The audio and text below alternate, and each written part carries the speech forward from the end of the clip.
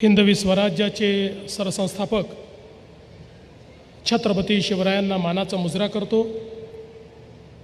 भारतीय राज्यघटनेचे शिल्पकार भारतरत्न डॉक्टर बाबासाहेब आंबेडकर यांना मानवंदना अर्पित करतो। 99व्या अखिल भारतीय मराठी साहित्य संमेलनामध्ये मंचावर उपस्थित असलेले या संमेलनाचे स्वागत अध्यक्ष राज्याचे सार्वजनिक बांधकाम मंत्री सन्माननीय शिवेंद्रसिंह राजे भोसलेजी, आमचे दुसरे सहकारी जयकुमार गोरेजी, ज्यांच्या हस्ते या साहित्य संमेलनाचं उद्घाटन आपण केलं, त्या ज्येष्ठ साहित्यिक डॉक्टर मृदुला गर्ग, या साहित्य संमेलनाचे अध्यक्ष आणि ज्यांचा उल्लेख नेहमी मी माझे लाडके लेखक म्हणून करतो असे माननीय विश्वास पाटीलजी,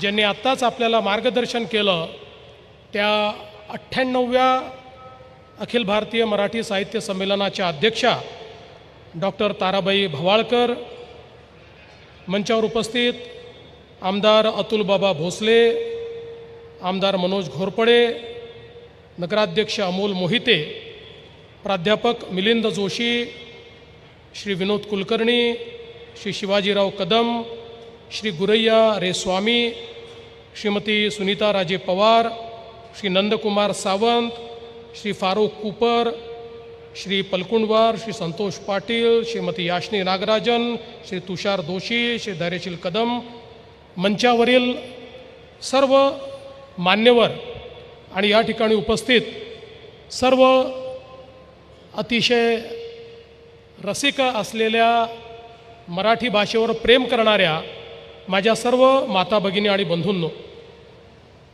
आत्ता नुकताच या ठिकाणी मावळत्या संमेलन अध्यक्षांनी नवीन अध्यक्षांना पदभार दिला। किती चांगला हा कार्यक्रम झाला। त्यांनी यांच्या हाती राज्य सोपवलं, यांनी ते स्वीकारलं, सगळ्यांनी टाळ्या वाजवल्या। असंच जर राजकारणातही होऊ शकलं तर किती चांगलं होईल। पण ठीक आहे, मला असं वाटतं की किमान साहित्य क्षेत्रात हे अजून होत आहे, हे असंच होत राहावं ही खऱ्या अर्थानं माझी अपेक्षा आहे।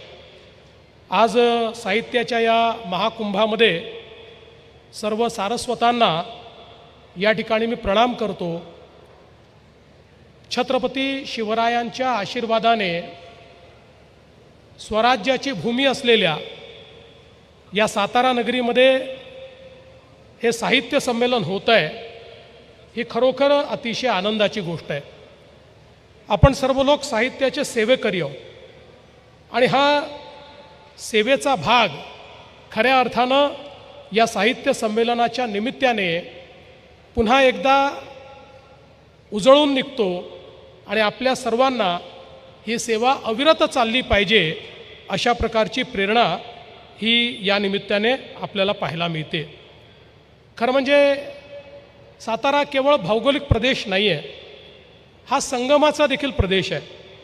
हरिपूरला वारणा आणि कृष्णेचा संगम होतो आणि योगायोग काय बघा, वारणा काठचे विश्वास पाटील हे या साहित्य संमेलनाचे अध्यक्ष झाले आणि त्यांना अध्यक्षाचा भार हा कृष्णा काठच्या ताराबाई भवाळकरांनी दिला। हा देखील एक अनोखा संगम आपल्याला या साहित्य संमेलनाच्या निमित्ताने या ठिकाणी पाहायला मिळाला। खरं तर हा संगम हा एक प्रकारे परंपरेचा आणि आधुनिकतेचा संगम आहे, अनुभवांचा आणि विचारांचा संगम आहे, इतिहासाचा आणि वर्तमानाचा संगम आहे। आणि म्हणूनच मला असं वाटतं की खऱ्या अर्थानं अशा प्रकारचा संगम हीच आपल्या संस्कृतीची ओळख देखील आहे। अध्यात्म, तत्त्वज्ञान आणि सामाजिक जीवनात संगम हेच आपल्या संस्कृतीचं ब्रीदवाक्य राहिलेलं आहे। आणि म्हणूनच आपण जगातले जेवढे आक्रमणं झाली ती सगळी आक्रमणं पचवत त्या आक्रांत्याच्या संस्कृतीतलंही जे चांगलं आहे ते या ठिकाणी अनुसरून आपल्या संस्कृतीला अबाधित ठेवण्याचं काम केलं. म्हणजे ज्या प्रकारे कोयना कृष्णेत मिळते, वारणा कृष्णेत मिळते, यमुना गंगेत मिळते, अशा अनेक नद्या वेगवेगळ्या येतात आणि शेवटी एक नदीचं पात्र तयार होतं. तशाच प्रकारे विचारांची जी काही आपली संस्कृती आहे ती त्या एका नदीसारखी आहे की ज्याच्यामध्ये खूप विविध प्रकारचे विचार अनेक वेळा एकमेकाला परस्पर विरोधी अशा प्रकारचे विचार देखील हे व्यक्त होत असतात. पण या सगळ्या विचाराच्या मंथनातून एक नदीचा असा प्रवाह तयार होतो की जो संस्कृती म्हणून, साहित्य म्हणून आपल्या जाणीवा समृद्ध करतो, जो साहित्य आणि संस्कृती म्हणून आपल्या विचारांना प्रगल्भ करतो.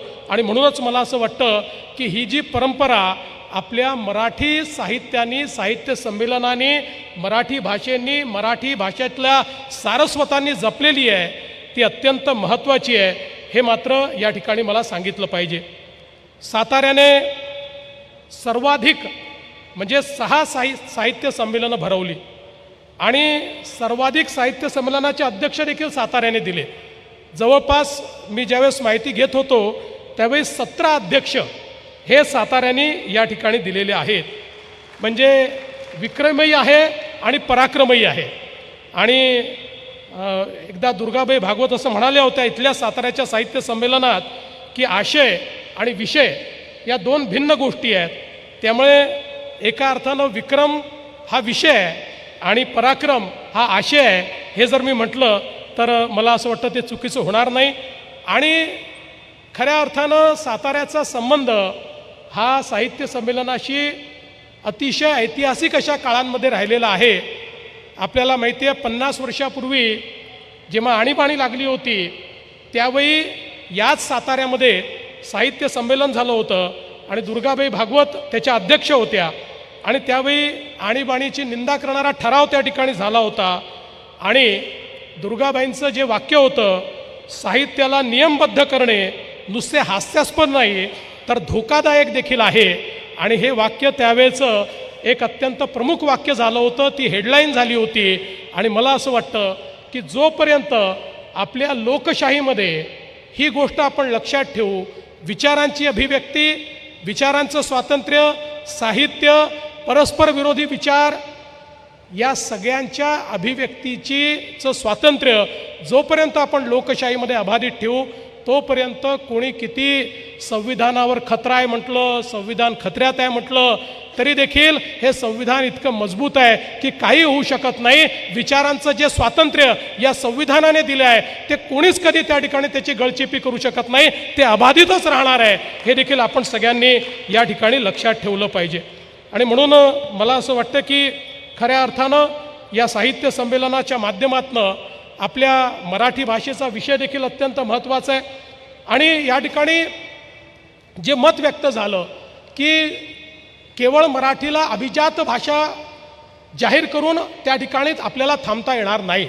आणि खरं आहे, पहिल्यांदा तर आपल्या सगळ्यांना हा आनंद आहे की अनेक वर्षाचा आपला संघर्ष हा देशाचे प्रधानमंत्री माननीय मोदीजींनी समजून घेतला आणि मराठी भाषा जी अभिजात होतीच परंतु त्याला अभिजात म्हणून राजमान्यता हवी होती, ती राजमान्यता देण्याचं काम हे आपल्या या देशामध्ये झालं.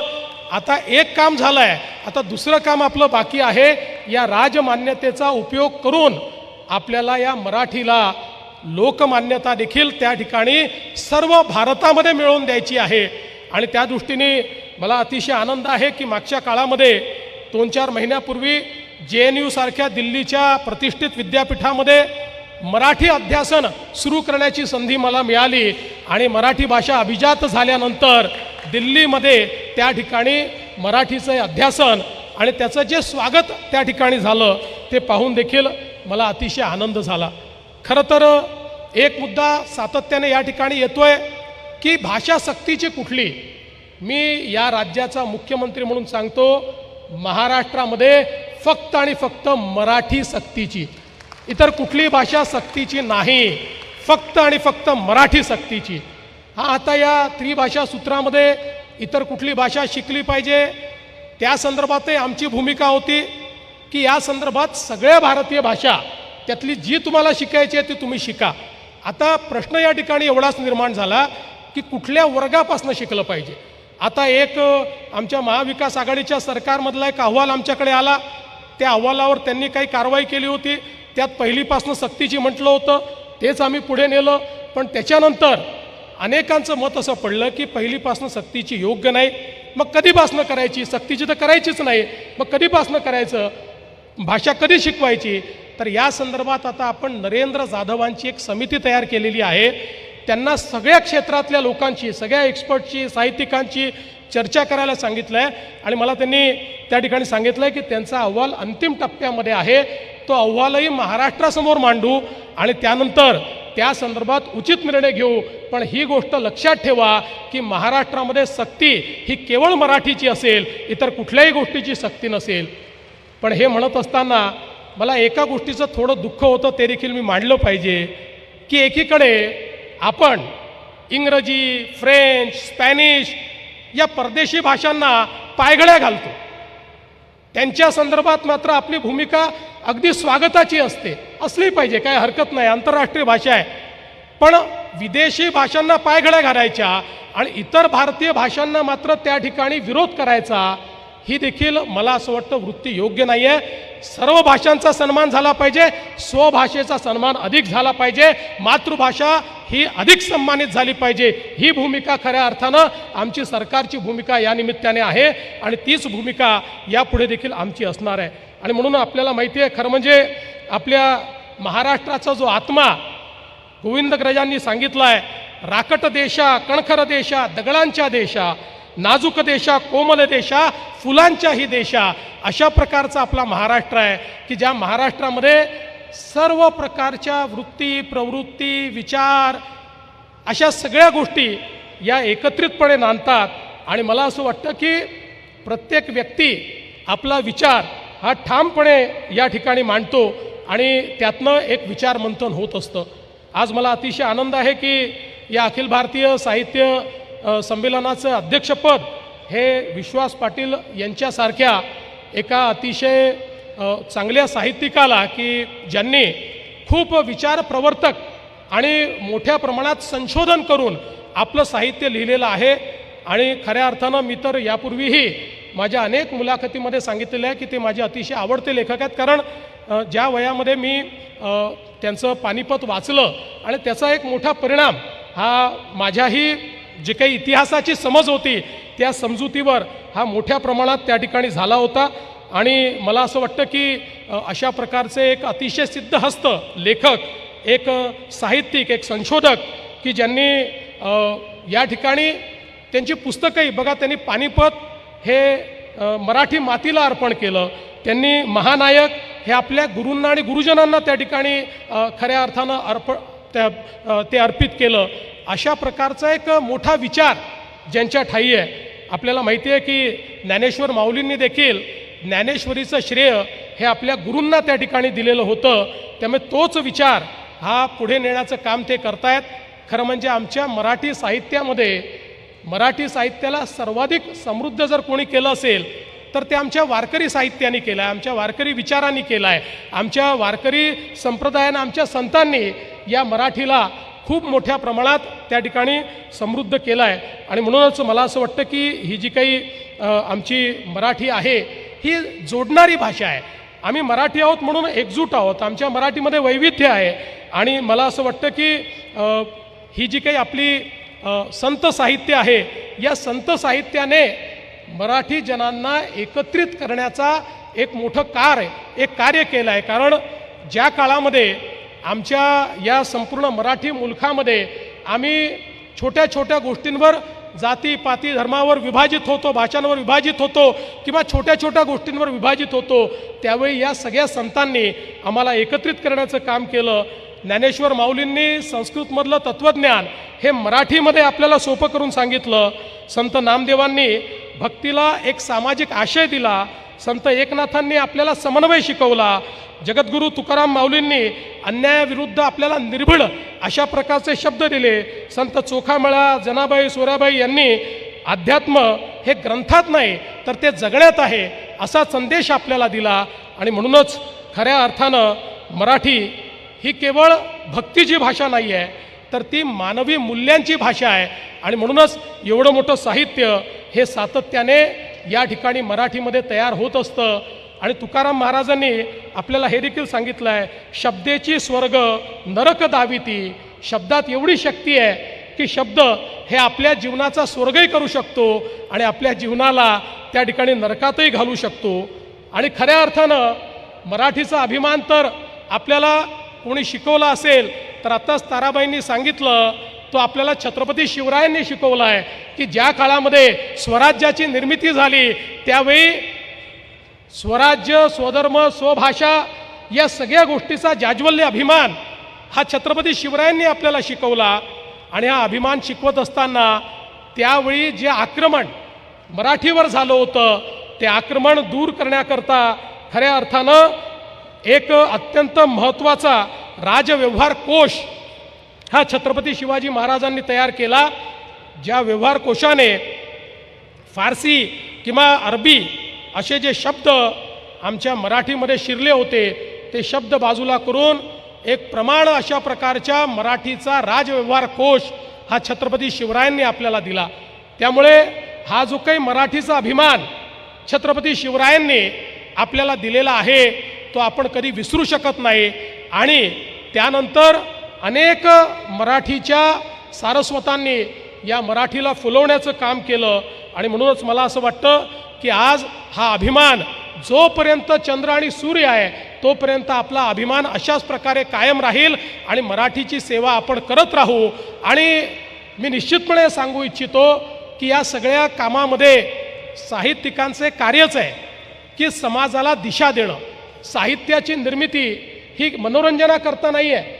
साहित्याची निर्मिती समाजाच्या जाणीवा या विस्तारित झाल्या पाहिजे याकरता साहित्याची निर्मिती होत असते. आणि म्हणून कधी टीका झाली, कधी गौरव झाला, कधी कोणी काही त्या संदर्भात बोललं तरी त्याचं कुठलंही वाईट वाटून घेणाऱ्यांपैकी आम्ही नाही. तर आम्हाला असं वाटतं की मोना मी स्वतःबद्दल तरी सांगू शकतो की मला असं वाटतं की या ठिकाणी जर एखादी टीका झाली आणि ती टीका जर योग्य असेल तर त्यातनं आपल्याला सुधारण्याचा एक मार्ग दिसतो आणि त्या मार्गाने पुढे जाण्याचा प्रयत्न हा आपण नेहमीच केला पाहिजे. आपल्याला सगळं समजतं अशा मूर्खांच्या नंदनवनात वावरणारा मी नाही आणि असं कोणी वावरू नये असं समजणाऱ्यांपैकी मी आहे. आणि म्हणून मला असं वाटतं की प्रत्येक साहित्य संमेलन हे कुठेतरी एक दिशादर्शक अशा प्रकारचं साहित्य संमेलन असतं. त्यातलं अध्यक्षीय भाषण जे आहे त्या भाषणातनं एक पुढच्या वर्षीची एक चांगली दिशा ही आपल्याला त्या ठिकाणी मिळत असते. आणि मला विश्वास आहे की अशाच प्रकारचं मार्गदर्शन या साहित्य संमेलनाच्या माध्यमातून देखील होत राहील. आणि मगाशी एक विषय आला की आमच्या संस्थांमध्ये कुठेही हस्तक्षेप होऊ नये. आम्ही कधी हस्तक्षेप केलाही नाही, आम्ही कधी हस्तक्षेप करणारही नाही, आम्हाला कुठला त्याच्यामध्ये इंटरेस्टही नाही. कुठलाही राजकीय हस्तक्षेप कुठल्याही संस्थेमध्ये जोपर्यंत देवेंद्र फडणवीस मुख्यमंत्री आहेत तोपर्यंत होणार नाही. आम्हाला राजकीय हस्तक्षेप साहित्यात करायचा नाही आणि साहित्यिकांनी राजकारणात जरूर यावं पण साहित्याच्या क्षेत्रात राजकारण आणू नये एवढीच अपेक्षा ही साहित्य क्षेत्राकडनं मी या ठिकाणी करतो. आणि हे अतिशय सुंदर संमेलन या ठिकाणी बाबाराजे आपल्या नेतृत्वात मावळा फाउंडेशन असेल आणि आपले साहित्य मंडळ असेल आणि ज्या वेगवेगळ्या संस्था आहेत या संस्थांनी मिळून या ठिकाणी आयोजित केलं त्याबद्दल आपले अतिशय मनापासून आभार मानतो. या साहित्य संमेलनामध्ये आपण मला निमंत्रण दिलं त्याबद्दल देखील आपले आभार मानतो. खरं म्हणजे आपल्या सर्वांना माहिती आहे की मी मंचावर बसून कधी मोबाईलवर बोलत नाही पण आज आपण पाहिलं असेल मी सारखा मोबाईलवर बोलत होतो त्याबद्दल आपली माफी याकरता मागतो की आज महानगरपालिकेच्या निवडणुकीचा फॉर्म परत घेण्याचा शेवटचा दिवस आहे आणि सगळीकडे सगळ्या पक्षांमध्ये इतकी बंडखोरी आहे की त्या सगळ्यांची मनधरणी केल्याशिवाय ते फॉर्म परत घेत नाहीत. त्यामुळे तुम्ही या ठिकाणी सगळे लोक भाषण करत असताना मधूनमधून जे मी बोलत होतो त्या कार्यकर्त्यांना विनंती करत होतो अरे बाबा फॉर्म परत घे. त्यामुळे मी थोडी ही दृष्टता केली आणि या ठिकाणी फोनवर बोललो त्याबद्दल आपल्या सर्वांची मी क्षमा मागतो. आणि मात्र मी तसा बहुश्रुत आहे त्याच्यामुळे फोनवर बोलतानाही इथे काय बोलणं चाललं होतं याच्याकडे माझं पूर्ण लक्ष होतं हे देखील या निमित्ताने सांगतो. आपल्या सर्वांचे अतिशय मनापासून आभार मानतो आणि माझे 2 शब्द संपवतो. धन्यवाद. जय हिंद, जय महाराष्ट्र.